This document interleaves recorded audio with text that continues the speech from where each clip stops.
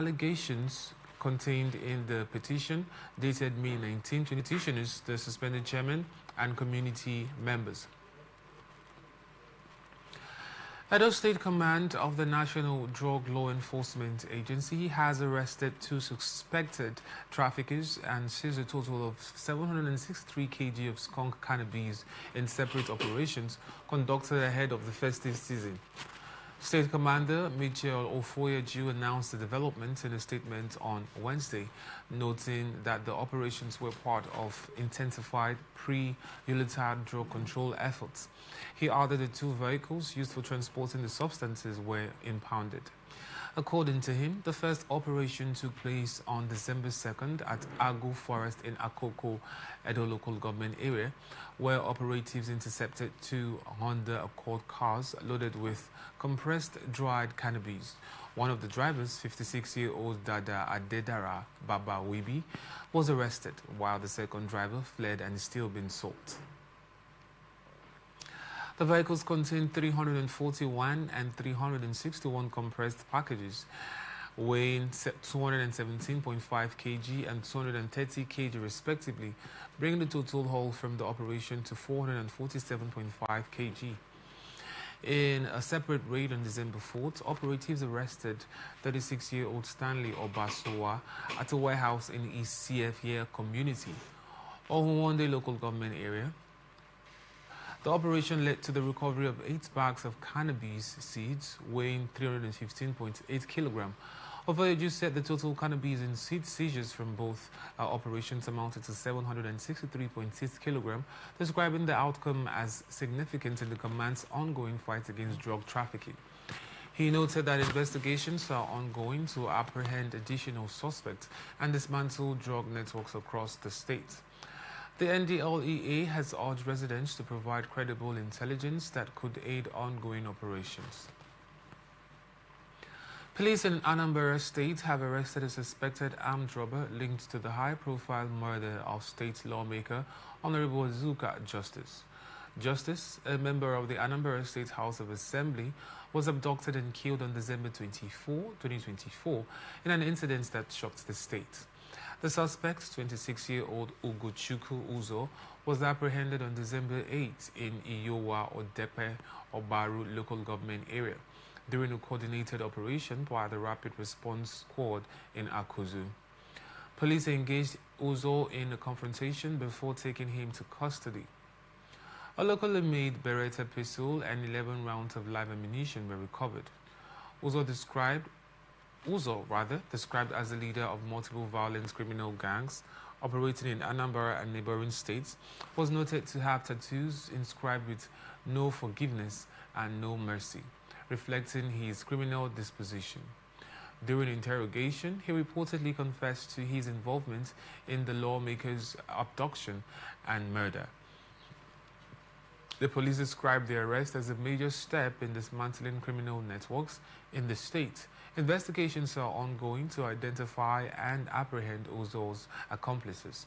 Authorities have urged the public to remain vigilant and report any suspicious activities to law enforcement. Osun State Commissioner for Information Kolapo Alimi says the recent People's Democratic Party convention in Ibadan delayed Governor Ademola Adeleke's formal defection to the Accord Party.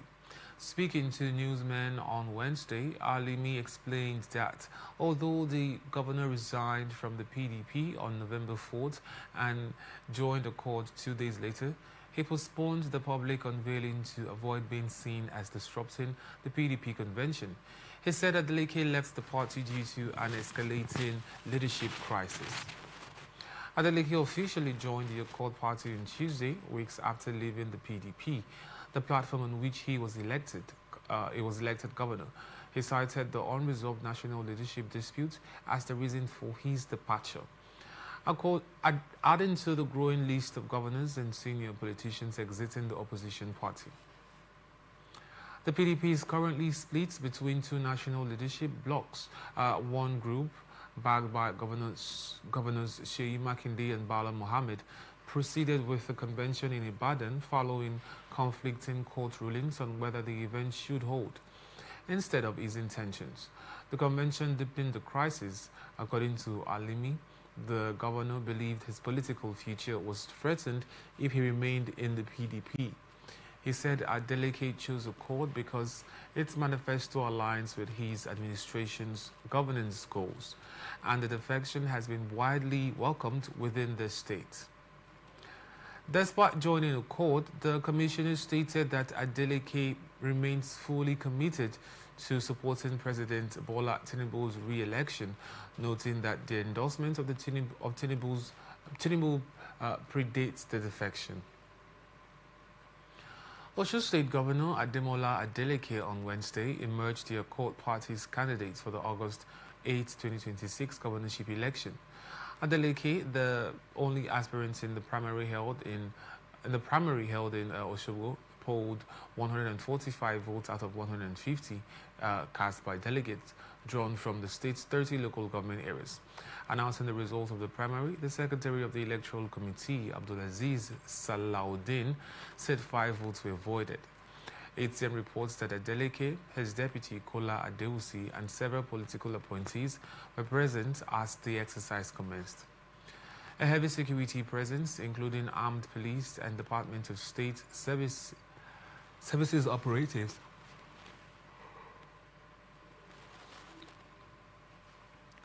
was deployed while INEC officials observed the exercise. The Accord Party's national leadership, led by its chairman, Maxwell Ngbodem, also attended the primary. Adeleke had on Tuesday announced his defection to the Accord Party and disclosed his intention to seek a second term. He explained that the party's philosophy of welfarism aligns with his focus on citizens and workers' welfare, and pledged to continue delivering good governance and democratic dividends.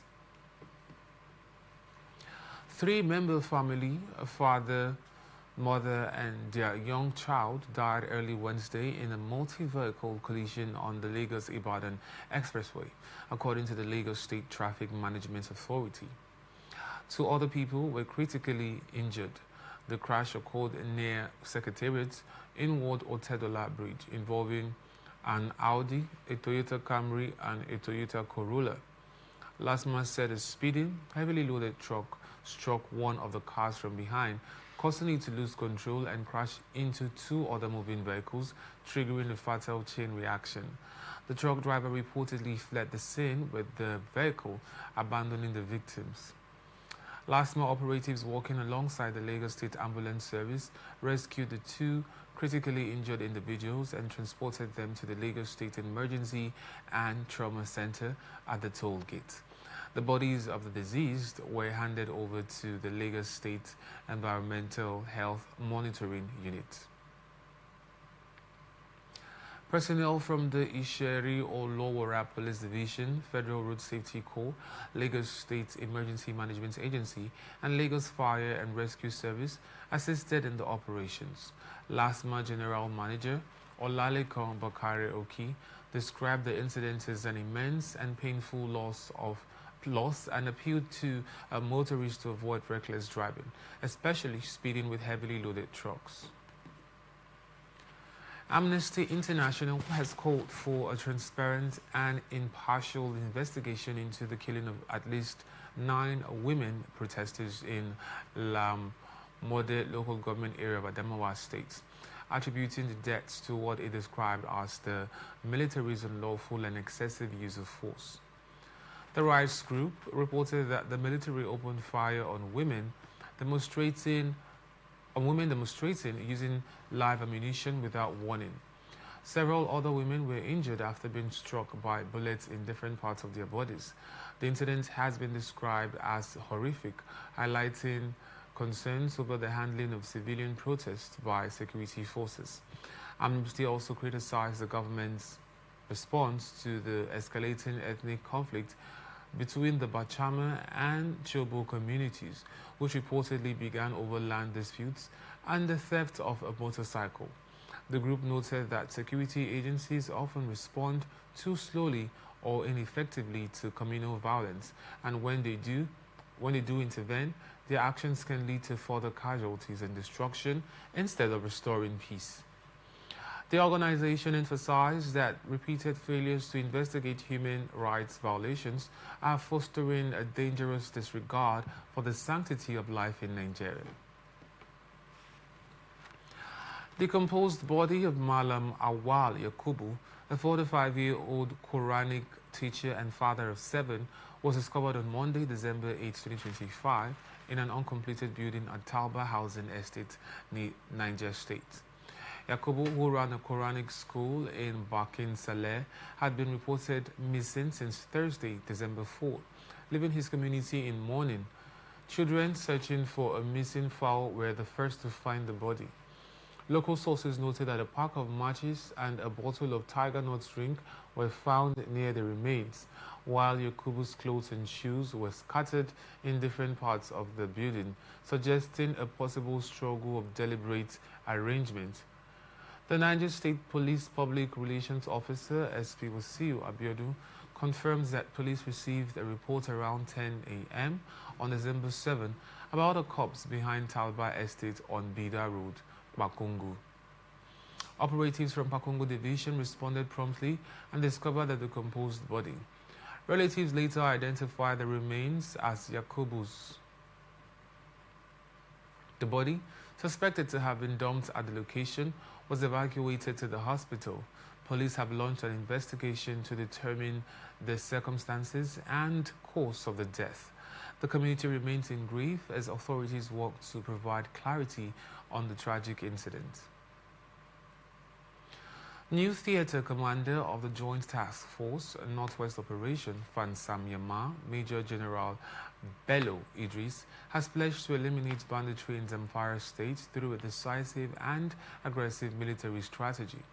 Idris, who assumed command of OPFY in November after being redeployed from the Defense Headquarters Department of Transformation and Innovation, made the announcement during a courtesy visit to Governor Dauda Lawal in Gusau. He said that restoring security in Zamfara is essential to national stability and vowed to intensify operations to dismantle networks supporting criminal activities. The commander revealed plans to introduce new operational strategies focused on efficiency, deeper community engagement, and improved coordination. He noted that many bandits are embedded within local communities or benefit from resident support, adding that these alliances would be neutralized through enhanced intelligence gathering, and a stronger security presence. Idris also announced the deployment of additional manpower, logistics, and equipment, and said OPFY would adopt a mobile and aggressive posture to flush out criminals. Major General Idris currently oversees joint military operations across the northwest and parts of the north central, including Kaduna, Katsina, Kebbi, Niger, Kwara, Sokoto, and Zamfara states.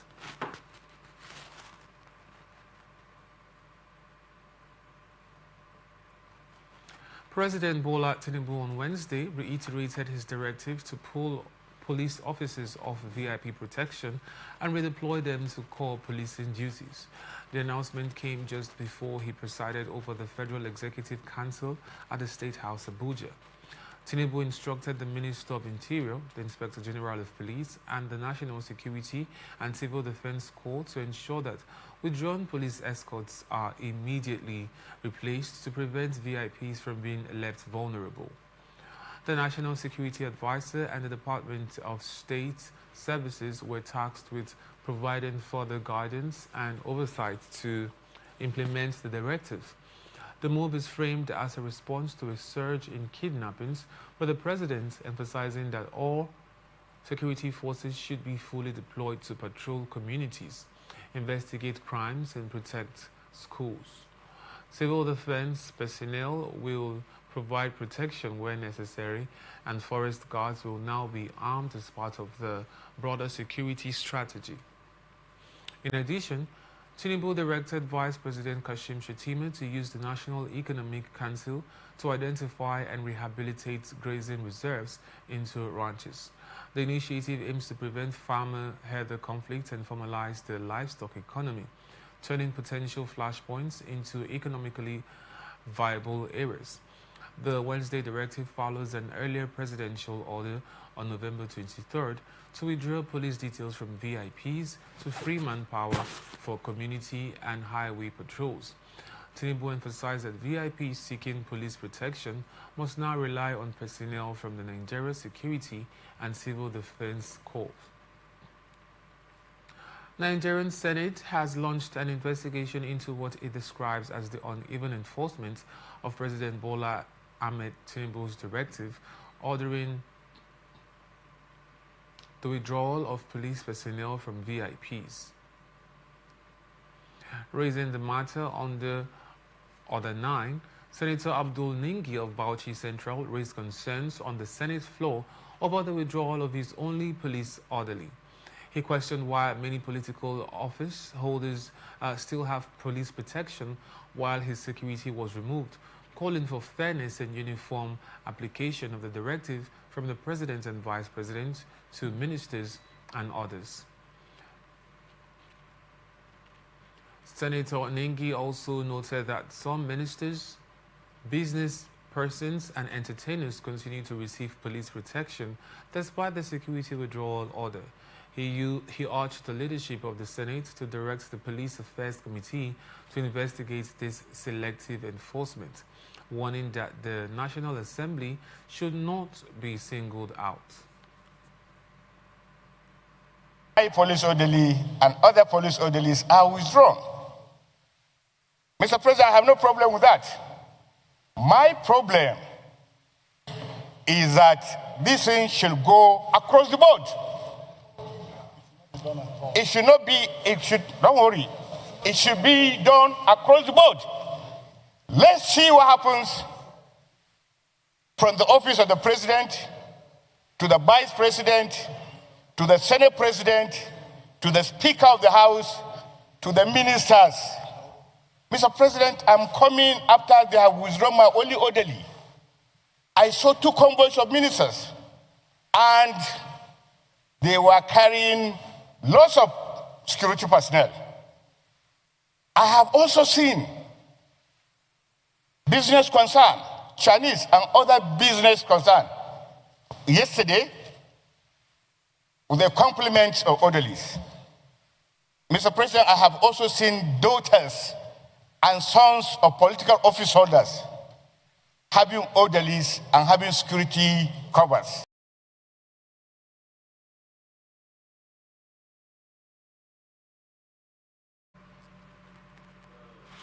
Deputy Senate President Senator Jibrin Barau acknowledged the concerns, confirming that the Police Affairs Committee will look into the reports.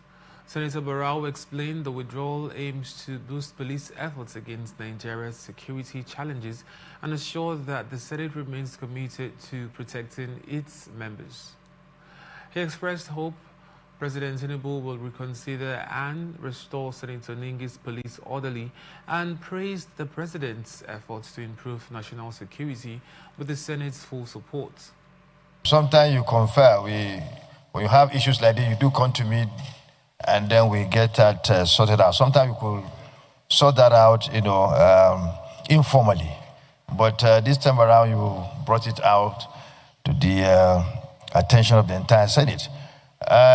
Yesterday, I'm sure you saw us, we had leadership meeting. This was discussed and we took an action, and we expect the outcome of that action to be available to us today in respect of the police orderlies that were withdrawn from the senators. It's of concern to us, and I will raise the issue, and we're dealing with that, in the formal line, so everything will be done. We're on top of the situation. But in respect of those, the fact that the directive of Mr. President being flouted, where you have the class of persons that he just said, singers, businessmen and what have you, having policemen. The chairman of the Police Affairs Committee should take up this matter, conduct a proper investigation, and let us know why is the directive of Mr. President being flouted. Mr. President gave that order in order to strengthen our police force to deal with our internal security problems. And it was done in good faith. And sometimes there could be some observations which Ningi has raised, which is going to be addressed. And we're doing that, but it was made in good faith. House of Representatives chamber during its plenary session became rowdy following a proposed move to set aside an ongoing investigation by the Public Accounts Committee on the Central Bank of Nigeria, calling for the setting up of an ad hoc committee to carry out the investigation.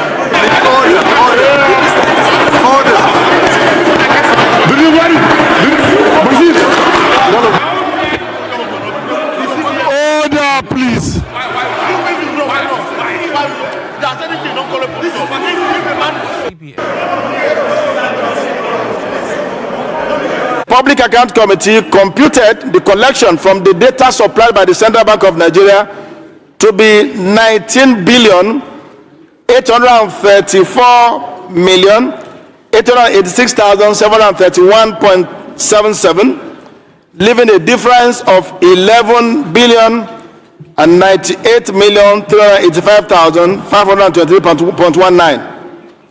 The fourth category is the missing balance on the take-on Central Bank of Nigeria core system.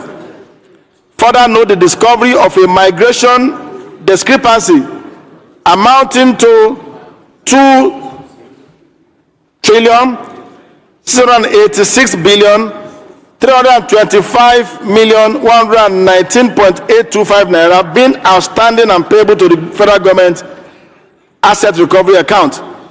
Concerned that cumulatively the committee has uncovered that the Central Bank of Nigeria is indebted to the federal government of Nigeria to the tune of over 11 trillion naira, arising from the foregoing infractions and discrepancies. Disturbed that despite several formal communications and invitations extended to the governor of the Central Bank of Nigeria by the Public Account Committee to appear, provide explanations, and remit the outstanding amount into designated government account, the Central Bank of Nigeria has failed, refused, or neglected to honor the invitations or effect the required remittances as directed by the committee. I rise to amend the motion ably moved by Honorable Babidele Salam for the House to resolve to summon the CBN governor and relevant agencies involved to appear before Committee on Public Accounts unfailingly. It's a very simple issue. If you are not in agreement with a position taken by a member, you reserve the right when the question is put for you to say nay, you are not in support. And the nay will carry if they are the ones on the majority. Do you need to be shouting to get your way? It's not supposed to be so. Please let us stop this. Honorable Marquez said, I'm warning you. If you don't stop this behavior, believe me sincerely, and Honorable Kabir Mepalas will take you to ethics. I do not want to set an example in this house, but you are trying to force me to. If we continue to behave or rule in this house, I swear to God, we will start doing. The majority will carry the day. So I put the question. Those in support of this amendment should say aye. Aye. Those against should say nay. Nay. I will put it again. Those in support of this motion should say aye. Aye. Those against should say nay. Nay! The ayes have it. Honorable Bamidele Salam, member representing Ede North South and Egbedore Ejibo Federal Constituency, Ekiti State. Honorable Ahmed Jaha, member representing Chibok Federal Constituency, Borno State. Right Honorable Tajuddin Abbas, Speaker House of Representatives. In a related development, the House received a transmission from President Bola Tinubu seeking for an approval of the medium-term expenditure framework of 2026 to 2028 projection. Federal government has arraigned a former Minister of Aviation, Senator Stella Odua, before Justice Hamza Muazu of the Federal Capital Territory High Court on alleged 5 billion naira fraud. Odua was arraigned on a 5-count charge bordering on advance fee fraud and conspiracy by the Attorney General of the Federation and Minister of Justice, Lateef Fagbemi. In one of the counts, Odua was accused of obtaining by fraudulent pretenses a sum of 2.4 billion naira through board water resources from the Federal Ministry of Aviation. She was said to have allegedly claimed that the money was the cost of technical supervision. The alleged fraud was said to have been perpetrated in January 2014. In another count, Stella Odua was alleged to have collected 1.6 billion naira and another 839 million naira through the same means, and contrary to Section 8 of the advance fee fraud, the former minister, who was arraigned alongside Gloria Odita, however, denied the charges along with her co-defendant. The trial judge, Justice Hamza Muazu, admitted her to bail on self-recognition, but ordered that she must deposit her traveling passport with the court and must not travel out of the country without permission of the court. Her counsel was Onyechi Ikpeazu, Senior Advocate of Nigeria, while Wale Balogun, Senior Advocate of Nigeria, stood for Gloria Odita. This is the second time the federal government will put Odua on trial. The first charges at the Federal High Court in Abuja were withdrawn. Nigeria's Minister of Defense, General Christopher Musa, retired, has applauded the armed forces for their rapid intervention during last Sunday's attempted coup in the Republic of Benin, saying their prompt action played a key role in thwarting the plot. Musa gave the commendation in Abuja on Wednesday during the decoration ceremony for newly promoted senior army officers. He said the incident was a reminder that the military must remain alert at all times, prepared to protect Nigeria and its allies from emerging threats.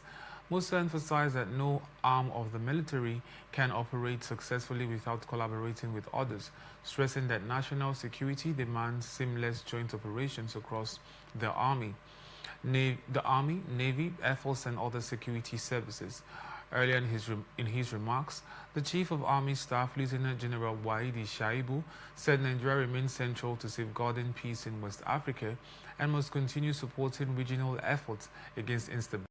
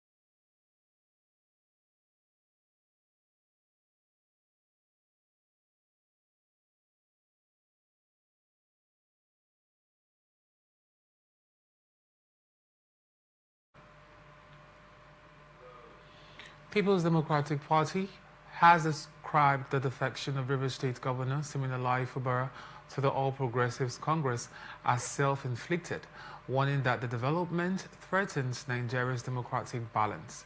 In a statement on Tuesday signed by its National Publicity Secretary, Imi Ememobong, the party said the move contributes to what it called a growing slide toward a one-party system. According to the statement, the governor made political choices that led to his departure and should not blame the party or any stakeholder. It added that despite the tensions in Rivers State, the governor should not overlook the support he received from the party, civil society groups, and Nigerians during the crisis. The PDP also cautioned Fubara against what it described as sympathy for those it alleges pushed him in his current direction. The party further said the controversy in Rivers highlights weaknesses in Nigeria's democratic institutions and the growing influence of individuals who use federal power to overwhelm opponents. It maintained that recent events show a shrinking political space and accused the APC of working toward establishing a one-party structure. The PDP urged citizens, democratic institutions, and the international community to remain vigilant as the country navigates what it called a critical moment for Nigeria's democracy. And now to our business news. Central Bank of Nigeria has announced a new strategic direction to expand credit access for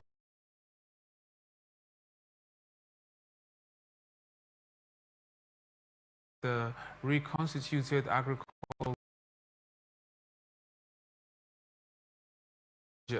The initiative is part of the federal government's efforts to position agriculture as a key driver of inclusive growth, rural development, and economic diversification.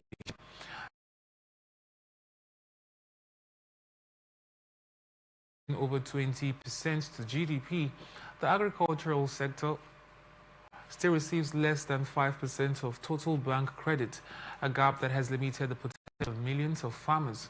Established in 1977, the ACGSF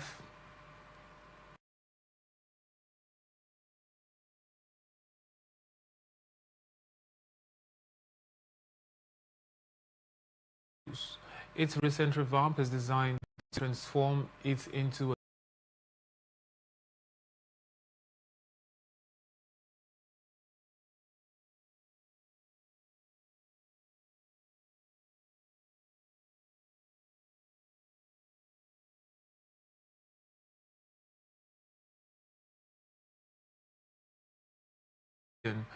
narrow and broaden its operational scope.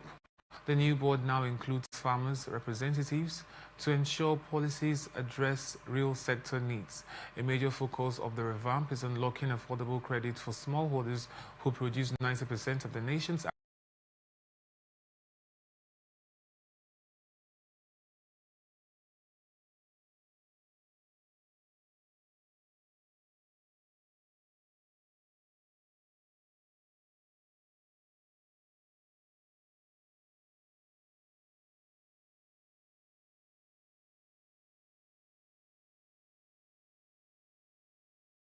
imagery and digital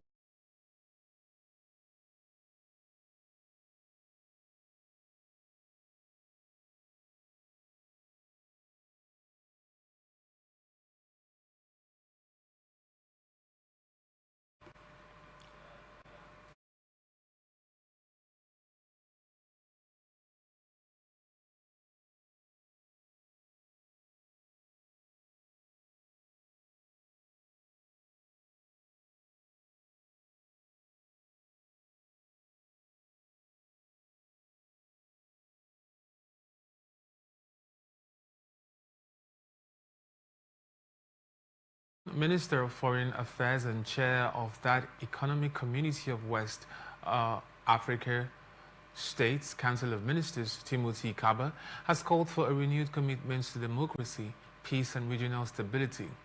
Kaba made this call while closing the two-day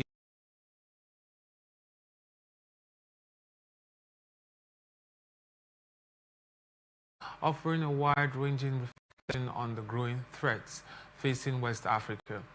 Addressing foreign ministers, commissioners, ambassadors, and diplomats, Kaba said the region had spent 2 days in intensive deliberations on the issues that are affecting our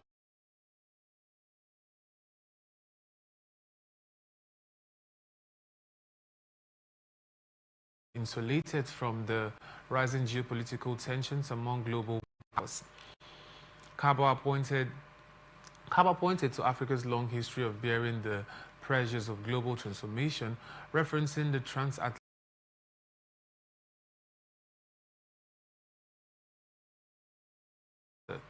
He cautioned that the technological age, including artificial intelligence,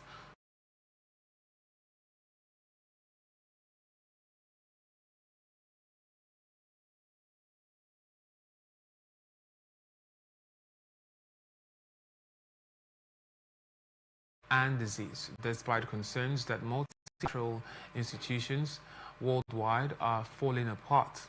Kaba stressed that ECOWAS remains a vital expression of shared culture, identity, and history.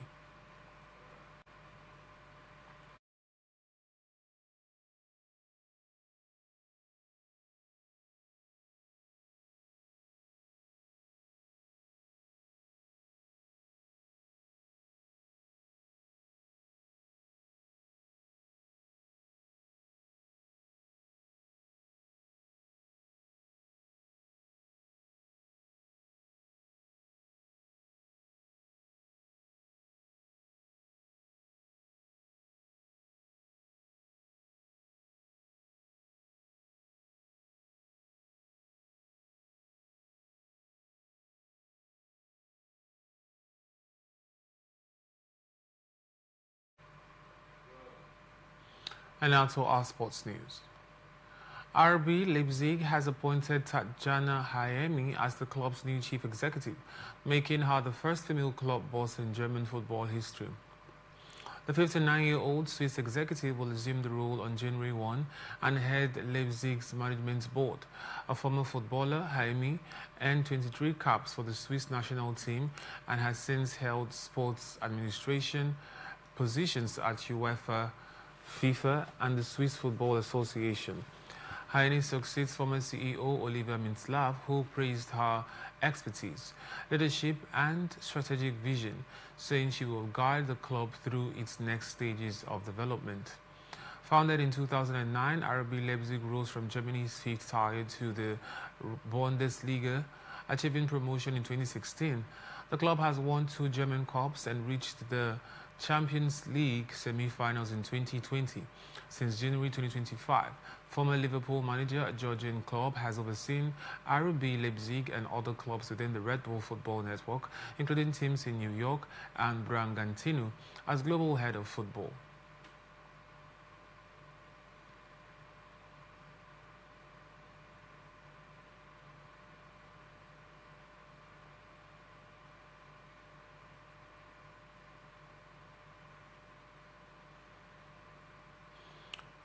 And now to our entertainment news. Nollywood actor and filmmaker Stanley Ajemba, popularly known as Stanley on Top, has been arrested by the Delta State Police Command over alleged defamation.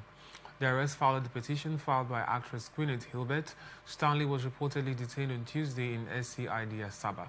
Activists and associates of Stanley, Mama P, criticized the use of police in the matter, urging that disputes between public figures be settled in court rather than through law enforcement. The Delta State Police Command has confirmed that detention and is investigating the case.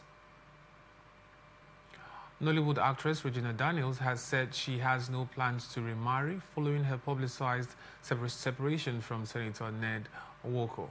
Responding to a fan's question about the possibility of tying the knot again, Daniels revealed that she remains traumatized by her previous marriage and dismissed the idea of marrying someone closer to her age. She indicated that she is finished with the institution of marriage. American singer Jason Derulo has announced that he will no longer be alone in a room with a female colleague, citing the impact of a nearly 2-year sexual harassment lawsuit. The lawsuit, which has been dismissed in multiple jurisdictions, reportedly cost Derulo millions and led to the loss of major brand deals and professional relationships. The development comes as aspiring singer Emma Zedilan has refiled her sexual harassment case against Derulo in New York, following earlier dismissals in California and Nevada on procedural grounds. Although no court has ruled on the substance of the allegations, Derulo says the ongoing claims have prompted him to change how he interacts with women in professional settings.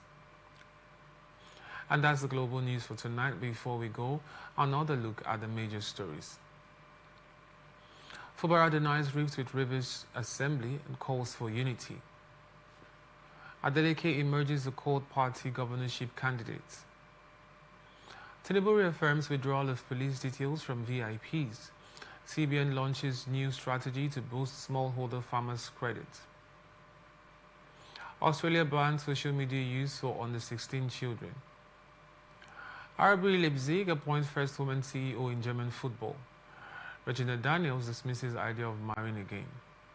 I am Francis Nega. Thank you for watching.